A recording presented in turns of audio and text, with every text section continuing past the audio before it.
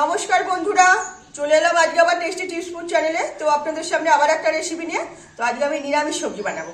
তো নিরামিষ সবজির মধ্যে থাকছে পেঁপে। তো পেঁপের ডালনা বানাবো, ডালনাও বলতে পারেন, পেঁপের ঘন্টও বলতে পারেন। সেটা অবশ্যই ছোলা দিয়ে না, আজকে আমি মুগ ডাল দিয়ে বানাবো। তো টেস্টটাও একটা অন্যরকম, যাতে নিরামিষ খাবার ভাত রুটি সবই খাওয়া যাবে। তো সেই বুঝি খাবারটা তৈরি করবো। দেখতে থাকুন কিভাবে রেসিপিটা শেয়ার করি।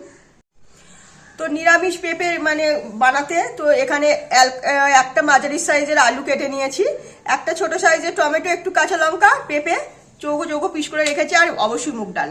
তার মশলা যা দেবো তো দেখাতেই থাকবো, তো দেখতে থাকুন। তো মুগ ডাল দিয়ে বানাবো যেহেতু, তো মুগ ডালটা ফার্স্ট শুকনো কড়াইতে ভেজে নেব।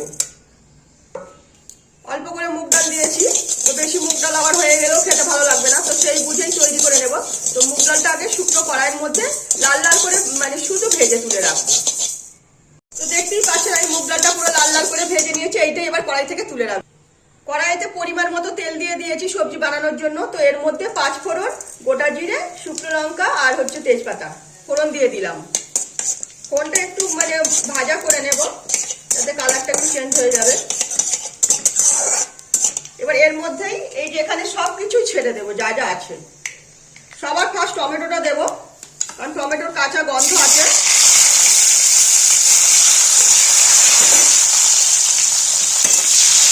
ওটাকে একটু ভাজা করে দিচ্ছি। এবার এর মধ্যে এই যে পেঁপে আলু সবই ছেড়ে দেবো, কাঁচা লঙ্কা যে কুচিয়ে রেখেছি সবই ছেড়ে দিলাম একবারে। দিয়ে সবজিটা ফার্স্ট একটু ভাজা করে নেব।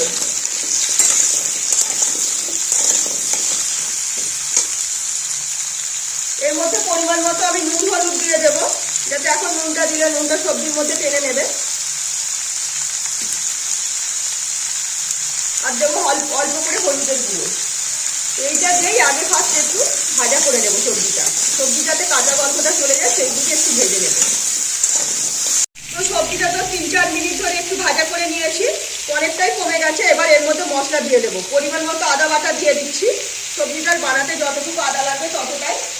আর দেবো ঝাল, তো কাঁচা লঙ্কা দিয়েছি, সামান্য একটু লঙ্কার গুঁড়ো দিলাম, একটু হাফ চামচেরও কম জিরের গুঁড়ো আর হাফ চামচেরও কম ধনের গুঁড়ো। যেহেতু আমি এখানে ভাজা মশলা দেবো, তো তার জন্য অল্প অল্প করে সব কিছু দিলাম। এইটাই একটু নাড়াচাড়া করে নেব।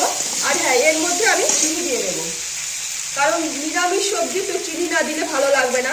তো একটু মিষ্টি মিষ্টি তরকারিটা হবে, তো সেই বুঝেই তৈরি করে নেব। একটু নাড়াচাড়া করে মশলাটা কষিয়ে নেব।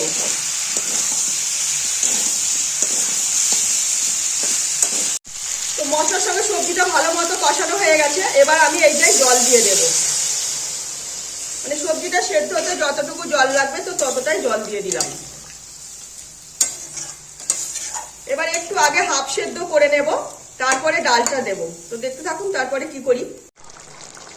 তো আমার সবজিগুলো হাফেরও বেশি সেদ্ধ হয়ে গেছে, আর অল্প একটু বাকি রয়েছে। তো এই পর্যায়েতে এই যে ডালটা যে ভেজে রেখেছিলাম শুকনো কড়াইতে, ডালটা এর মধ্যে ছেড়ে দিচ্ছি। এখন ডালটা দিলে পরেই সবজির মধ্যে ডালের গন্ধটা এসে যাবে, কিন্তু ডালটা অল্প একটু সামান্য সেদ্ধ হবে, বেশি কিন্তু সেদ্ধ হবে না।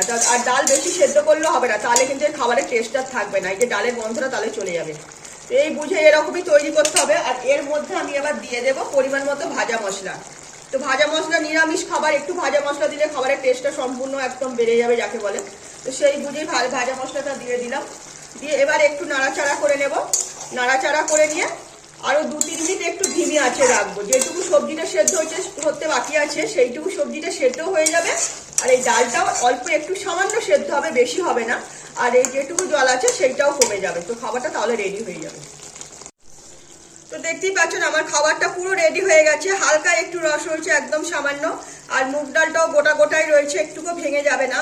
আর সামান্য একটু মুগ ডাল নরম হয়েছে, তো একদম পেঁপের সঙ্গে মিশে গেছে। তো আমি এবার খাবারটা নামিয়ে নেব।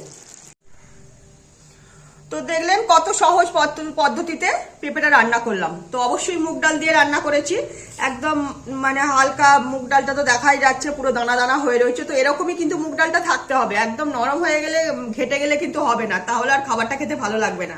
খাবারটা যখন খাওয়া যাবে তো মুখে মুগ ডালটা পড়লে তবেই কিন্তু খাবারটার টেস্টটা বোঝা যাবে।